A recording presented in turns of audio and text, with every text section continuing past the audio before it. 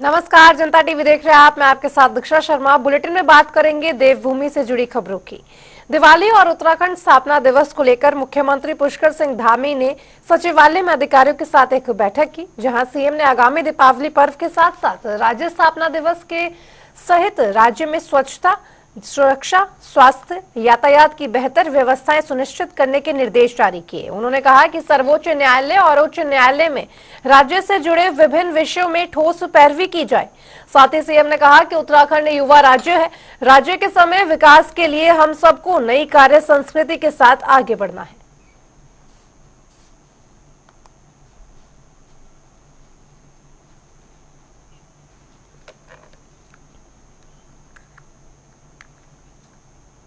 तो वहीं उत्तरकाशी में कथित तौर पर सरकारी जमीन पर बनी मस्जिद को हटाने की मांग को लेकर हिंदू संगठन की ओर से निकाली गई रैली में बवाल का मामला गर्मा गया है। रैली के दौरान हुए पथराव के मामले में 8 नामजद समेत 200 से अधिक लोगों के खिलाफ एफआईआर दर्ज की गई। इस पर जानकारी देते हुए उत्तरकाशी के पुलिस अधीक्षक अमित श्रीवास्तव ने कहा कि संयुक्त सनातन धर्म रक्षक संघ की ओर से निकाले जाने वाली रैली के लिए सशर्त अनुमति दी गई थी, लेकिन प्रदर्शनकारी दूसरे मार्ग पर जाने के लिए अड़ गए। अवरोधकों को हटाने का प्रयास किया गया और इसी दौरान प्रदर्शनकारियों में से कुछ लोगों ने पत्थरबाजी शुरू कर दी, जिसके बाद पुलिस को बल प्रयोग करना ही पड़ा। साथ ही उन्हें भी हटाना पड़ा। इस दौरान कई पुलिस कर्मियों को भी चोटें आई है। हालांकि इस पर कांग्रेस नेता हरीश रावत का बयान भी सामने आया है। उन्होंने इसको लेकर सरकार पर जमकर निशाना साधा।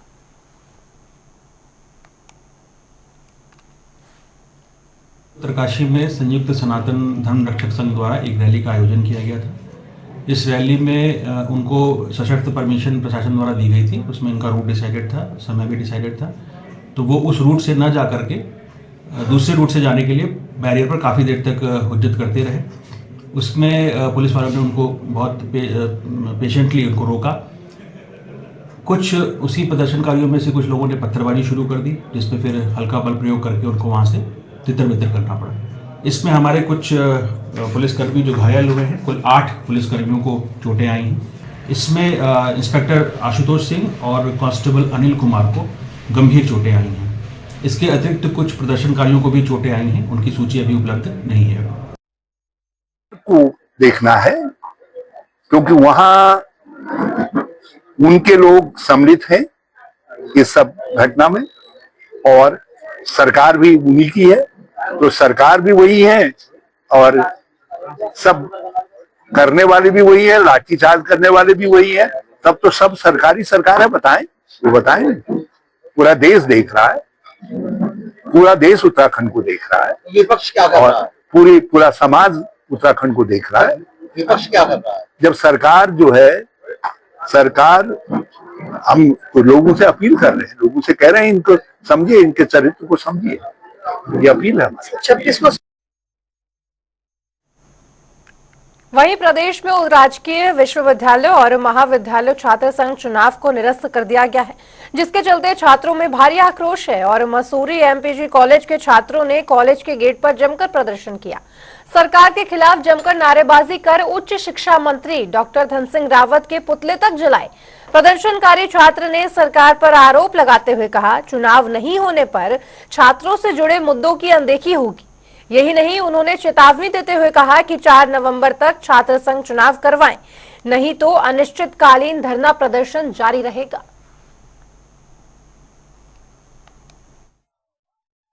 अभी एक दो दिन पहले हाईकोर्ट का फैसला आया था कि इस 2024 सत्र में छात्र संघ चुनाव को रद्द किया जाता है। तो कहीं ना कहीं जो छात्र 2-3 सालों से पहले से तैयारी कर रहे थे, एक इस क्षेत्र में कुछ छात्र अपना फ्यूचर भी देखते हैं, तो उनकी एक आशा थी कि इस बार छात्र संघ चुनाव होंगे। तो जोरों शोरों से उन्होंने बहुत मेहनत करी है, छात्रों के साथ पूरा योगदान दिया है। लेकिन हाईकोर्ट के इस फैसले से कहीं ना कहीं सभी लोग काफी हताहत हुए हैं। तो इसलिए हमने सरकार के विरोध में, शिक्षा मंत्री के विरोध में पुतला दहन किया है और हम इसका कड़ा विरोध करते हैं। हम चाहते हैं कि तुरंत ही कॉलेज की जो प्रवेश प्रक्रिया है उसमें भी तेजी लाई जाए, कि जिसमें कि महाविद्यालय का प्रशासन थोड़ा ढीला पड़ा हुआ है, उसमें भी तेजी लाई जाए और तुरंत ही छात्र संघ चुनाव की तिथि घोषित की जाए। अन्यथा हम इस आंदोलन को बहुत उग्र तरीके से करेंगे और सरकार का भरपूर प्रदर्शन करेंगे। जैसा कि हमारी यूनिवर्सिटी की, हमारे जो है शिक्षा मंत्री जी की ये गलती है कि जब 30 सितंबर तक जो इलेक्शन होने थे तो हमारे जो कोई इलेक्शन की डेट नहीं पहुंची, तो जो हम पिछले कई वर्षों से तैयारी पे लगे हैं। तो हमारी ये मांगे कि गत वर्षों से भांति इस वर्ष भी जिस डेट पे होते थे इसी डेट में होने चाहिए। अगर ये चुनाव इस डेट पे नहीं होते, हमें एक डेट बता दो। 3 तारीख तक वैसे भी कॉलेज बंद है। अगर जैसे ही 4 तारीख को हमारी डेट हमारी मांगे पूरी नहीं हुई तो हम जो है 4 तारीख के बाद कॉलेज बंद कर देंगे, धरना प्रदर्शन करेंगे और अपनी मांगों में खरा उतरेंगे। जो हमारी मांगे, कॉलेज का एक भी काम नहीं होने देंगे। अगर इस साल कोई चुनाव नहीं होगा तो अगले साल से कोई चुनाव नहीं होगा। विलुप्ति करने पड़ेगी, छात्र संघ चुनाव विलुप्ति करने पड़ेगी, ऐसी हमारी मांगे हैं। या तो फिर अगर सरकार ने कराना ना था तो पूरे उत्तराखंड में कहीं नहीं कराते, या कराना तो सारी जगह कराता था। ऐसी हमारी मांगे हैं। आपको विदित होगा कि 2 दिन पहले सुप्रीम हाई कोर्ट में एक याचिका डाली थी जिसमें छात्र संघ चुनाव को रद्द करने की मांग गई थी, और ये कहीं ना कहीं सरकार की नाकामी है। धन सिंह रावत ने जानबूझ के छात्र संघ चुनाव को पीछे ले जाकर इसे डिले करके इसे कोर्ट के हवाले छोड़ के इसे रद्द करने की मांग करी है। और मैं आपके माध्यम से ये कहना चाहता हूं कि जब से हमारे ये शिक्षा मंत्री बने हैं, उन्होंने लगातार छात्र राजनीति को कमजोर करने का प्रयास करा है। उन्होंने जब पहले एक छात्र परिषद की मांग भी करी थी, इसमें जो चुनाव कराने का अधिकार पहले महाविद्यालय को होता था, वो धन सिंह रावत ने अपने आप लेकर इस पर कंट्रोल करने का प्रयास करा है। और जहाँ तक पूरे प्रदेश में अभी छात्र राजनीति की बात है तो हजारों छात्र कई वर्षों से छात्र संघ चुनाव की तैयारी कर रहे हैं, और जब आज इन्हें छात्र संघ चुनाव लड़ने का मौका मिल रहा है तो कहीं ना कहीं इन्हें इनका जो अधिकार है वो छीना जा रहा है। और मैं आपके माध्यम से ये कहना चाहता हूं कि जब से हमारे जो धन सिंह रावत जी है, इन्होंने हमेशा छात्र राजनीति को कमजोर करने का प्रयास करा है, और ऐसे शिक्षा मंत्री का हम घोर विरोध और घोर निंदा करते हैं। रणनीति यही है कि पूरे प्रदेश में हमें जितनी भी हमारी छात्र परिषद है उनसे ये आदेश आया कि जब तक छात्र संघ चुनाव की तिथि घोषित नहीं होगी तब तक कॉलेज में तालाबंदी रहेगी, और हम जब तक हम छात्र संघ चुनाव की तिथि नहीं आई तब तक कॉलेज बंद रहेगा, और इसी प्रकार उग्र आंदोलन होते रहेंगे। हमारी मांग यही है कि जो हर वर्ष की बात है, जैसे छात्र संघ के इलेक्शन होते हैं, इस साल भी छात्र संघ के इलेक्शन हो। अभी महाविद्यालय में हमारे कॉलेज में 3 तारीख तक दिवाली की छुट्टी है। अगर 4 तारीख से हमारी मांग पूरी नहीं होती है तो हम इस कॉलेज में अनिश्चित काल के लिए तालाबंदी करेंगे और कॉलेज को बंद करेंगे। हमारी मांग यही है कि हर वर्ष की बात जो छात्र संघ इलेक्शन होते हैं इस साल भी हो, और हर साल की बात हमारा ये मानना है कि इलेक्शन हमेशा एक ही समय पे, निश्चित समय पे होना चाहिए। ऐसा नहीं कि हमेशा कि कभी नवंबर को करा रहे, कभी पीछे करा रहे, कभी फिर वो कह रहे 30 सितंबर से पहले कराओ। हमारी एक मांग है कि हमेशा फिक्स 1 महीने पे ये सारे इलेक्शन निर्धारित हो जाने। अपने माध्यम से, अपने चारों संगठन के माध्यम से ये कहना चाहते हैं कि इसमें छात्र संघ की जो मेहनत करते हैं, हर साल कैंडिडेट रहते हैं, उनका इसमें बहुत सारों का भविष्य, अब जैसे अपना छात्र राजनीति से स्टार्ट होता है, जैसे कोई अपनी क्षेत्र की राजनीति करना चाहता है, शहर की राजनीति करता है, वो छात्र संघ के इलेक्शन के माध्यम से ही होता है। अगर छात्र संघ के इलेक्शन ही नहीं होंगे तो बच्चों का भविष्य कहां बनेगा। रुका बढ़ेंगे खबरों की ओर, जहां उत्तराखंड कांग्रेस के बड़े नेता देहरादून में एक मंच पर नजर आए, वहीं पूर्व विधायक और केदारनाथ से संभावित प्रत्याशी मनोज रावत ने जनता टीवी से खास बातचीत की। इस दौरान उन्होंने बीजेपी पर जमकर निशाना साधा। देखिए। इस वक्त हमारे साथ मौजूद है केदारनाथ से पूर्व विधायक मनोज रावत। आइए बात करते हैं केदारनाथ में उपचुनाव भी होना, इसको लेकर किस प्रकार से सरगर्मी है और कांग्रेस में क्या चल रही। तो सबसे पहले मैं प्रश्न की केदारनाथ में उपचुनाव होना है, कांग्रेस की तरफ से किस प्रकार की तैयारियां की जा रही है। देखिए, कांग्रेस तैयार है, कांग्रेस से ज्यादा केदारनाथ के लोग तैयार हैं। केदारनाथ की जनता के और भगवान केदारनाथ जी के, जो केदारनाथ जी का जो जनता का स्वाभिमान था और केदारनाथ जी के सम्मान के साथ सरकार ने जिस तरह के प्रयोग पिछले कुछ सालों में किए हैं, यात्रा के साथ जो प्रयोग सरकार ने जो किए हैं, गुजरात की एक कंपनी को यात्रा रजिस्ट्रेशन के नाम पर यात्रा का बंटाधार करने का जो ठेका सरकार ने दिया, उसके विरुद्ध केदारनाथ की जनता जवाब देने को तैयार बैठी है। और जल्दी आप देखिए कांग्रेस का जो भी प्रत्याशी लड़ेगा वो जम करके केदारनाथ से जीतेगा। सिर्फ टिकट बंटवारे को लेकर कांग्रेस में काफी घमासान मचा हुआ था, कई 2 गुट हो गया था कांग्रेस में। आपका नाम अभी सामने भी आ चुका है, तो क्या आपको लगता है कि आपको कितना संभावना है टिकट मिलने की, क्योंकि आप पहले भी कांग्रेस की तरफ से प्रत्याशी रहे और जीत भी गए। देखिए, मुझे तो ये समझ में नहीं आता कि गुट कहाँ पर थे। आज तक के तो न तो किसी प्रत्याशी ने कोई बयान जारी किया है, न किसी ने आज तक के एक दूसरे के विरुद्ध कुछ कटाक्ष किया। आप गुटबाजी देखनी है और जुतम पजार देखनी है तो भारतीय जनता पार्टी में देखे ना, जो घोषित दावेदार हैं वो किस तरह की प्रेस कॉन्फ्रेंस कर रहे हैं।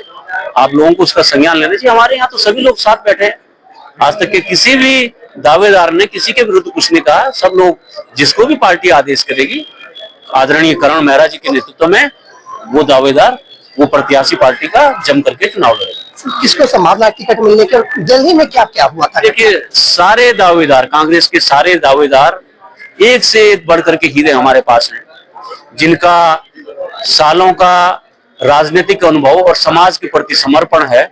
उनमें से जिसको भी टिकट देंगे वो जनता की आकांक्षाओं को पूरा करेगा। दिल्ली में सर क्या हुआ? देखिए, मैं दिल्ली गया नहीं, मैं तो आज इस प्रेस कॉन्फ्रेंस के कारण, क्योंकि मुझे इन मुद्दों को माननीय मुख्यमंत्री जी ने मेरे विधानसभा क्षेत्र में आकर के चुनौती के साथ भू कानून पर बात करी थी, तो मुझे उसकी हकीकत सामने लानी थी, इसलिए मैं देहरादून आया। तो हमारे साथ थे कांग्रेस के पूर्व विधायक मनोज रावत। इन्होंने स्पष्ट रूप से कहा कि केदारनाथ में जिसे भी टिकट मिलेगा वो केदारनाथ में कांग्रेस की तरफ से जीत हासिल करेंगे और कांग्रेस का वहां पर काफी अच्छा रुतबा है। कैमरा पर्सन भट्ट के साथ मैं यशराज आनंद, जनता टीवी, देहरादून। वहीं केदारनाथ विधानसभा उपचुनाव के नामांकन प्रक्रिया के तहत एक निर्दलीय प्रत्याशी ने नामांकन पत्र लिया। दरअसल 2 दिनों में 3 नामांकन प्रपत्रों के लिए बिक्री हो चुकी है। फिलहाल राष्ट्रीय दलों की ओर से प्रत्याशियों की घोषणा नहीं की गई है। बता दें कि उपचुनाव के लिए नामांकन दाखिल करने की अंतिम तिथि 29 अक्टूबर है, जबकि 30 अक्टूबर को नामांकन पत्र की जांच की जाएगी और नाम वापस लेने की अंतिम तिथि की बात की जाए तो वो 4 नवंबर होगी। इसके बाद 20 नवंबर को केदारनाथ सीट पर मतदान होगा और 23 नवंबर को मतगणना की जाएगी। वहीं उपचुनाव की तैयारी को लेकर प्रदेश के अपर मुख्य निर्वाचन अधिकारी विजय कुमार जोगदर ने क्या कुछ बताया, ये सुनिए। केदारनाथ विधानसभा का उपनिर्वाचन का जो कार्यक्रम है, निर्वाचन आयोग के द्वारा जो जारी किया गया है, उसके अनुरूप समस्त कार्यवाहियां जो है जनपद में की जा रही है। उसी के दृष्टिगत नामांकन प्रक्रिया प्रारंभ हो गया है। आज तक के जो विवरण प्राप्त है उसके अनुसार अभी तक कोई भी नामांकन किसी भी प्रत्याशी के द्वारा प्रस्तुत नहीं किया गया है। निर्वाचन के लिए रिटर्निंग ऑफिसर लेवल पे सभी ट्रेनिंग का आयोजन किया जा रहा है। साथ में पर्याप्त संख्या में ईवीएम मशीन्स, अन्य जो आवश्यक दस्तावेज है और एनवलप्स और तैयारी संपन्न की जा चुकी है। उसके लिए नियमित अनुश्रवण भी किया जा रहा है। पोलिंग पार्टी गठन के लिए जो है 173 पोलिंग स्टेशन का चयन निर्धारित किया जा चुका है और उनकी पोलिंग टीम्स का गठन के लिए जो है पोलिंग पर्सन का रैंडमाइजेशन प्रक्रिया प्रथम चरण में पूर्ण हो चुका है।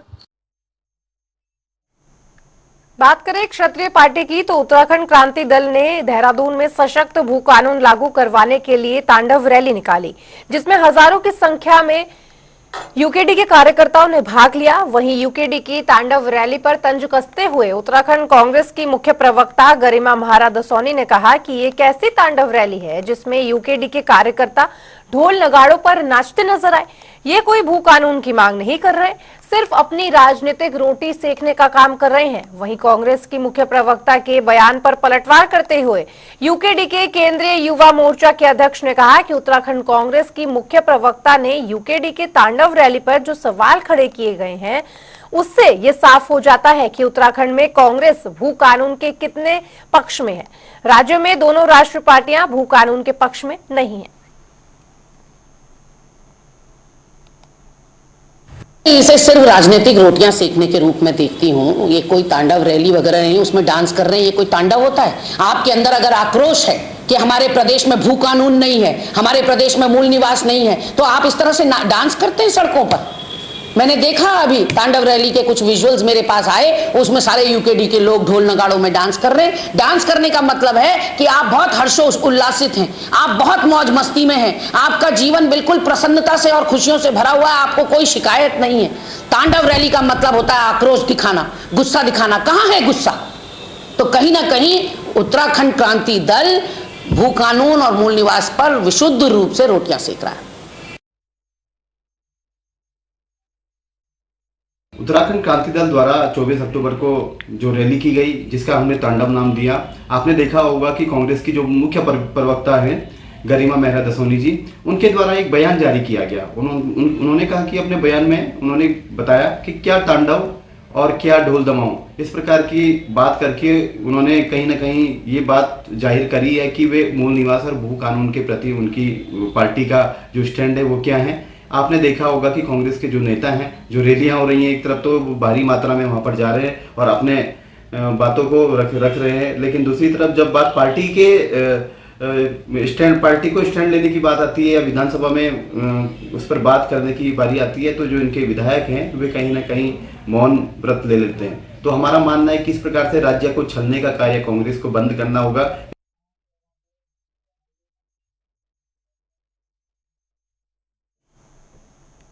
वहीं राज्य में तमाम उपनल कर्मचारी संविदा कर्मियों को लेकर पूर्व मुख्यमंत्री हरीश रावत ने सरकार पर सवाल खड़े किए हैं। उन्होंने कहा कि सरकार अपने ही कर्मचारियों का शोषण कर रही है। कांग्रेस के समय में इसके लिए हमने एक विशेष प्रक्रिया के तहत सभी को नियमित करने के लिए प्लान तैयार किया था, जिसे बाद में बीजेपी सरकार ने बदल दिया। इस राज्य के अंदर एडॉक कर्मचारियों को लेकर के दो निर्णय हैं। एक निर्णय हमारी सरकार का है जिसमें हमने 7 साल में ऐसे सब लोग नियमित करने की बात कही थी। एक 10 साल का है, ये पालन करें, किसी का तो पालन करें। और उपनल कर्मियों को हमारे अतिथि शिक्षक से लेकर के दूसरे ऐसे जितने भी कर्मचारी हैं उनके नियमितीकरण के लिए सरकार को कदम उठाना चाहिए। तो उधर कमिश्नर कुमाऊं दीपक रावत ने काठगोदाम में डिपो का स्थलीय निरीक्षण किया, जहां उन्होंने उपस्थित प्राजुका स्टॉक रजिस्टर, बसों की आवाजाही का रिकॉर्ड चेक किया। इसी के चलते कमिश्नर ने मौके पर ही बसों की मरम्मत करने वाले श्रमिकों की भी गिनती करी, जिसके बाद कई कर्मचारी गायब भी मिले। इस पर कमिश्नर रावत ने रोडवेज के आरएम को सख्त भर्ती के आदेश भी जारी किए हैं। इसके साथ ही बायोमेट्रिक हाजिरी शुरू करने के निर्देश भी जारी किए। कमिश्नर ने त्योहारी सीजन के मद्देनजर बसों की समय से आवाजाही के निर्देश भी दिए, जिससे लोगों को परेशानियों का सामना न करना पड़े। हल्द्वानी के लिहाज से बहुत ही इंपॉर्टेंट प्रोजेक्ट है जो काठगोदाम में बन रहा है, और एक तरह से हिल का रोडवेज डिपो हम लोग इससे कह रहे हैं। 67 करोड़ का इसकी लागत है, और इसमें 200 कार्स के साथ साथ 72 बसेस इसमें खड़ी हो पाएंगी। 2 तरह की वर्कशॉप्स बन रही हैं, जो लॉन्ग टर्म रिपेयर्स की भी हैं, शॉर्ट टर्म रिपेयर्स की भी हैं। आधुनिक ऑफिस बिल्डिंग यहाँ पे बन रही है। और एक अच्छी बात ये होगी कि इन फ्यूचर जो हमारी नैनीताल का रोपवे प्रोजेक्ट है उसका भी जो ओरिजिन पॉइंट है वो भी यही होगा। तो उसमें भी जो लोग जाना चाहेंगे अपने वाहन यहाँ पे छोड़ेंगे, या लोकल्स जो अप डाउन करते हैं नैनीताल और हल्द्वानी के बीच में, वो भी यहीं से शुरू होगा। और अभी जो आपका वर्क शेड्यूल है, वैसे तो ये 2025 सितंबर तक इसको खत्म होना था। हल्की सी इसमें डिले है 2-3 महीने की, लेकिन दिसंबर तक इन्होंने जो टाइमलाइंस अपनी रखी हैं, दिसंबर 25 तक इसको पूरा करने का संस्था यहाँ पे प्रयास करेगी।